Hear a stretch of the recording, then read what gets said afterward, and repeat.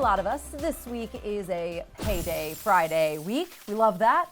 But how much of your paycheck is already spent by the time you get it?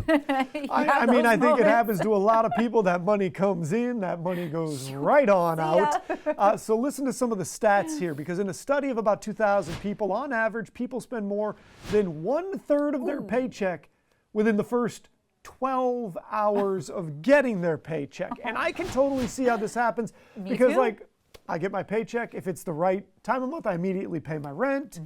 So that's more than 1/3 right there. Bills, or, bills, credit card, whatever it might be. Those bills, as soon as that money comes in, I make sure that those things get covered right away. So it makes sense to me that within that first 12 hours, people have spent a big chunk of what they have. Like actually 1/3 seems pretty low to me.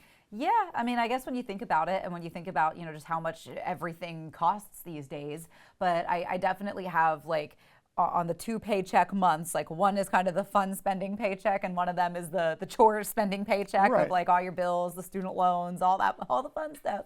But I definitely see how you know that money is already spent before you even kind of have it.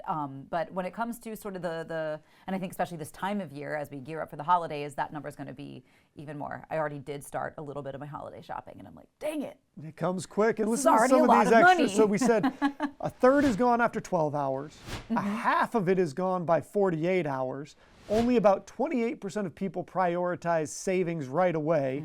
A large majority, 73%, say they feel anxious about their finances. Younger generations especially impacted. Gen Z, we were breaking down the ages earlier in the show. 54% feel frequently strapped for cash. Millennials is 43%. Gen Zers pay about $275 a year in just overdraft and late fees versus $27 for baby boomers. So the younger generations struggling financially, and that those checks are smaller, they come in and you got to pay all that money out. Yeah, I think I really do. There's so little guidance, I think, as you enter adulthood on financial literacy, unless you personally sign up for a financial literacy course.